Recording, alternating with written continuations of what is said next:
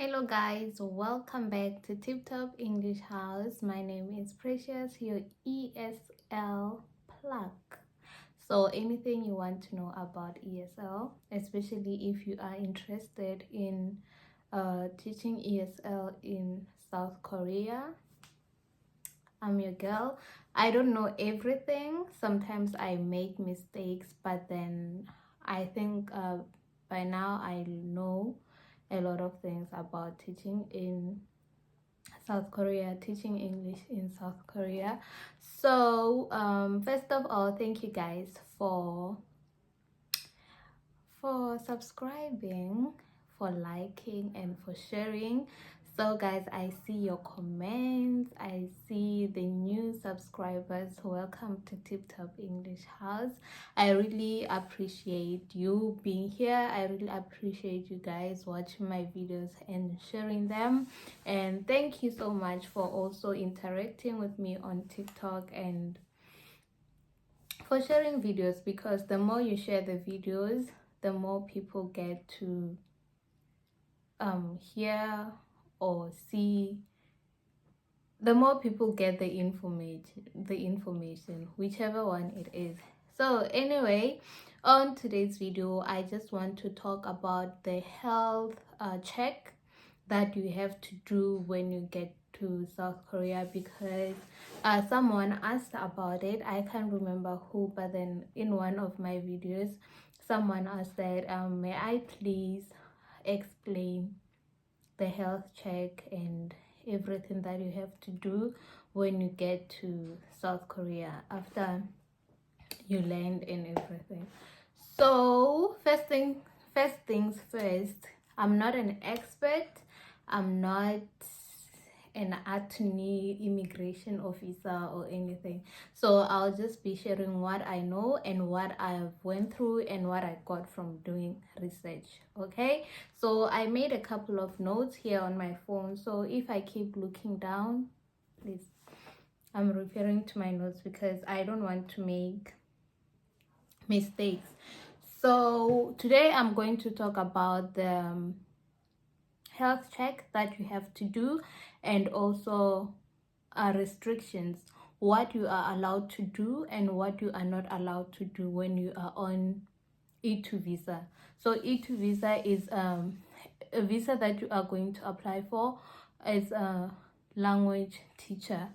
Okay, so it's mainly for conversational English, but it's not really like stipulated what is conversational English teaching. Okay, so yeah, just that I just wanted to clarify that. And if I mention ARC, I mean the is alien resident card. I think that you get more like your ID when you get this side. So if I use the abbreviation, just know that I'm talking about that. Okay, so first things first, when you get to South Korea, you have to do a medical check within the first 3 months when you get here.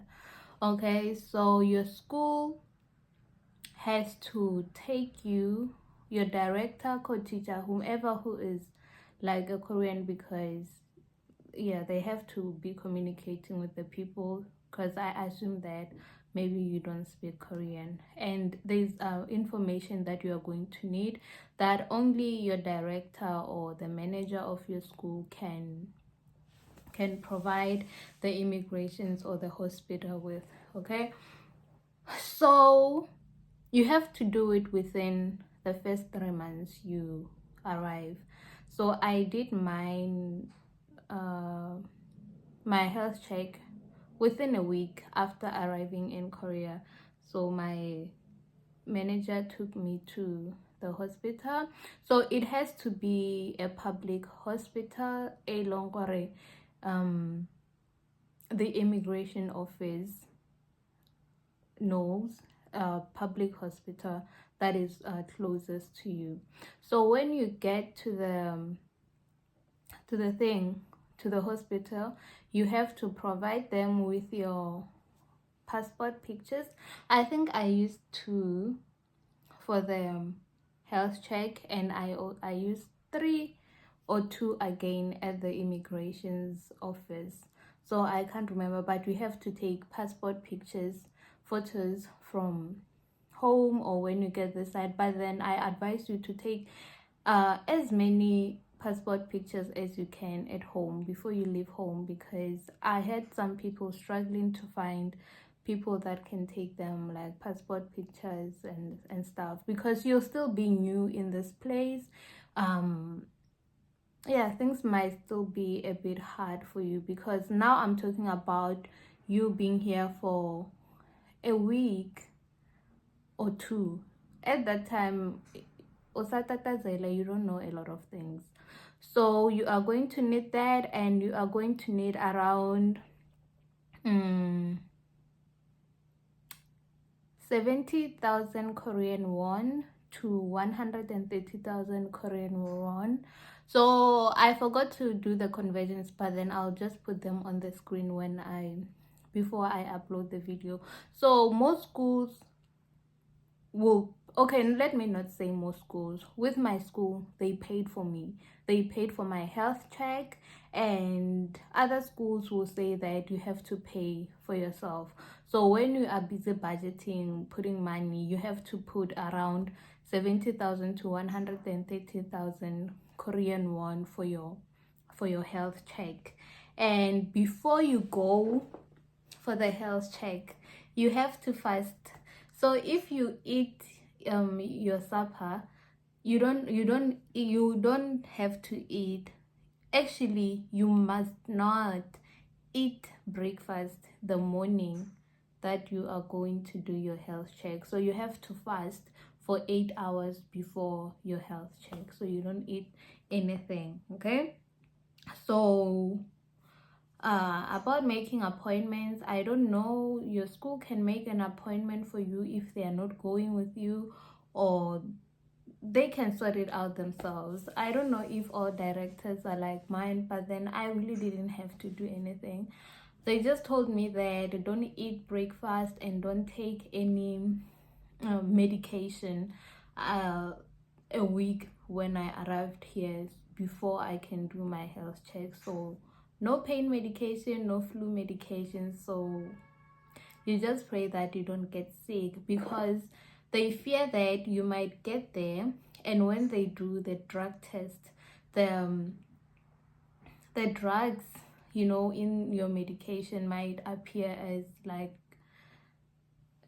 drugs, illegal drugs. Okay, so it might give them a false positive, and your school might end up terminating your contract, or the immigration refusing to take your thing, or whatever. But if you get someone who is understanding and kind enough, they might tell you, go back home, spend another week, don't take any medication or medication until the drug leaves your body, then you can do another health check. But not everyone is lucky like that. Some people will just get there, they get a false positive, and they'll be like, no, you're on drugs. Okay, so just be careful about such things. So now moving to the serious things. So when you get to the hospital, you're going to fill some forms. Your director or manager will be there to help you fill. Mainly it's just you filling your name, date of birth, country that you are from, your gender. And ladies, they'll ask you about when was the last time you had your period, those kind of things. Then you have to fill out the form. So they'll do a blood pressure test. Like, it's basically normal health check things. They'll check your BP, I think this is for BMI, your height and your weight and your eyesight. So most people were like, so guys, when I got to the hospital, I couldn't see the thing, the small thing that they show you. It's like a big E, like the one you see when you do your driver's license. it starts big, then they'll make it small, small, small, small, small, small. So they just want to see how far you can see. So most people will be like, I think I failed the eye test. What's going to happen? Like, nothing is going to happen to you if you fail the eye test, because they'll even ask you if you use contact lenses or glasses. So if you use glasses, though, you can put them on so that they can just see how, yeah, if you can see or not. But if you fail that, it's not a big deal. What they care about is the drugs and other diseases, STIs and stuff. Okay, so after doing that, they'll check your lungs again. You have to do a lung x-ray. They'll do your lung x-ray, I think, for TB, and they'll do urine test. So in the urine, I think that's when they are going to check for other things, the drugs and stuff. So guys, tip: if you are a person who smokes weed or drinks weed, I don't know, some people boil it and drink it. So if you are in that department, I think now, if you are preparing to come, now it's just time for you to start quitting, because weed is illegal in Korea. Should they find cannabis in your urine or blood, you are going to get into huge trouble. It's either your contract is going to be terminated or something like that. So if you smoke weed, please just start stopping now, because I also heard that it takes forever for weed to leave your system. So they can, even if you smoke before leaving home, imagine if you smoke before leaving home and 2 days after you arrive in Korea, they're like, okay, we've booked for you, now you're going to do your health check. They are going to find the weed and you'll be like, but I don't smoke anymore. They don't care if you smoke anymore. Oxalayo, they found the drug in your blood, on your body. So you don't want to get yourself in such like problems. Imagine after going so much trouble, sakwa, deco, interviews, you don't want to get yourself into trouble when you get this side. So again, I think you should also just, if you drink, just stop drinking until you do your health check. Just be as sober as possible from smoking, from drinking, and from medication. Just go to the hospital as you, okay, the organic you. And I had some people saying that they check their teeth. I don't know about teeth because they didn't check my teeth, but they checked my hearing. I had to do a hearing test. So those who check their teeth and stuff, I don't know. And again, guys, they are not allowed to run HIV tests. So you have to give consent for that. They are not allowed to do that. It's your human right. So it's up to you if you want to reveal your status, or but they are not allowed to check that. But they can check other STIs and other diseases. And mind you, should they find that you have syphilis, you are in trouble. I don't know what your school might do to you. They might, if they're not kind, they might terminate your contract, or they might have mercy on you. And yeah, but then, hey guys, abstain from everything. Abstain from smoking, from drinking. Just come as clean as possible, okay? Here I'm not talking about HIV, don't hear me wrong. If you have HIV, they are not allowed to run tests for HIV without your consent.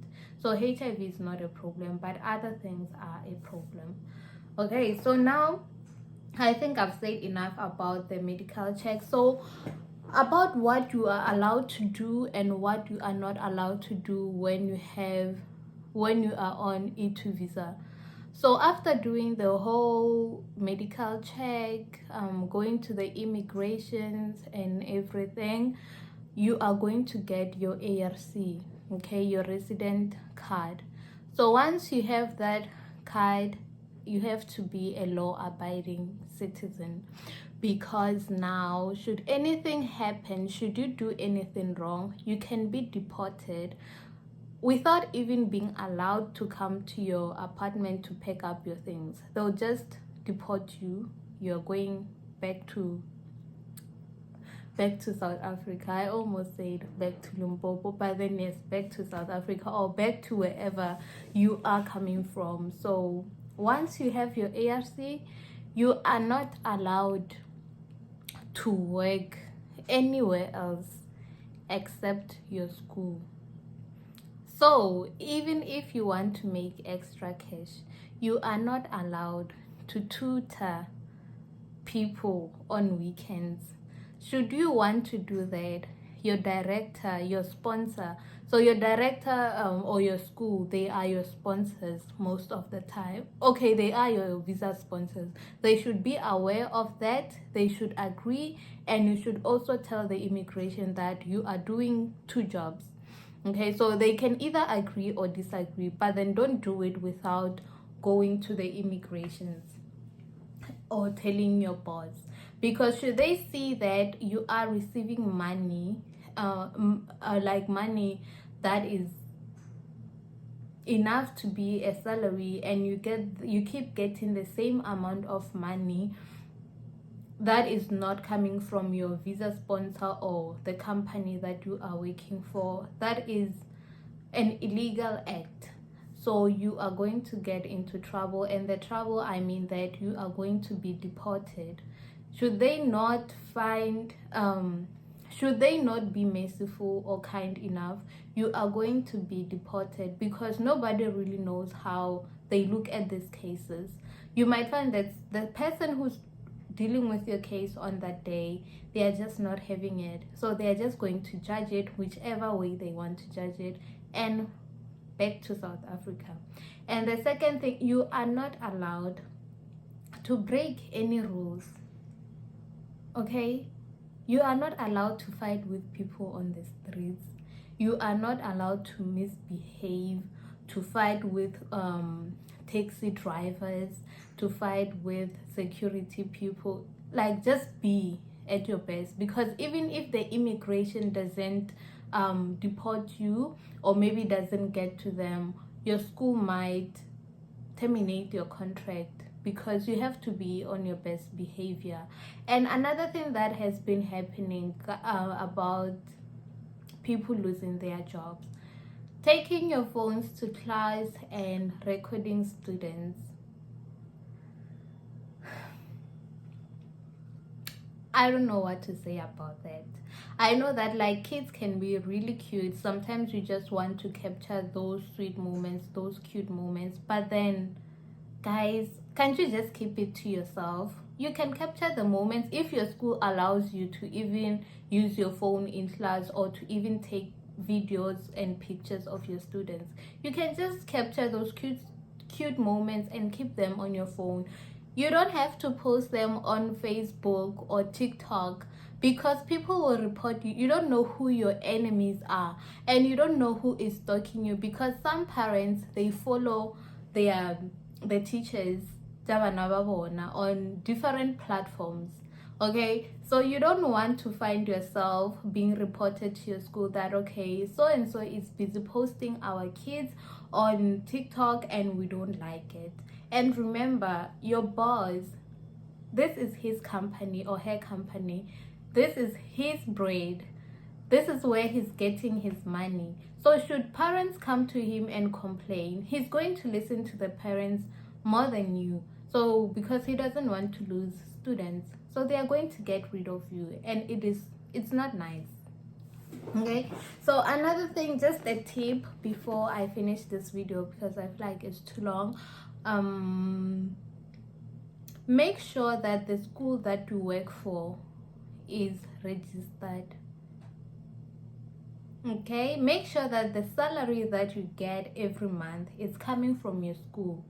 nobody else but your school, your visa sponsor, because now you'll be working at the school, but the money that you receive is coming from a different account. That means you are working illegally in Korea. Koreans can get away with it, but then you as a foreigner might not get away with it. So just be on the lookout, do research, read about Korean rules, how they do their things, steps to take should you find yourself in trouble, what should you do if you are being mistreated at work, and those kind of things. Okay guys, so yeah, this is my 2 cents and I just wanted to share it with you. I hope this was helpful to someone about the medical checks, the health checks, and restrictions. So you are not even allowed, just to add before I close, you are not even allowed to do hair, to open your mini salon in your apartment. Okay, so do with whatever that I told you, whatever you want to do with it. You take it or you don't take it, it's still up to you. But if you find it helpful or you want to add, please comment and share with people who might be preparing to come to Korea, or people who are already this side that you think might not be aware of what they are supposed to do and what they are not supposed to do this side. Like I said before, you are not even allowed to teach maths at your academy. You are here to teach English and English only. Your school can't take you to a factory, then they'll be like, please just teach these people English and then we are going to pay you. You are only allowed to work at the school. Okay, so don't get tempted by money and your director telling you that, okay, we'll just pay you, and that's illegal. Work where you like work at the address. Always signaging, or I'm going to work at this place. Don't do anything dodgy, or don't put yourself in situations stay longer. Now you have to do dodgy things. Even your director can make you do dodgy things, so don't. Use Google should be your friend, because all this information is out there. I got all this information from Google and from other people's experiences, so ask as many questions as you can. Okay guys, I've said so much. Thank you guys for watching. Subscribe, like, and share. Toodles.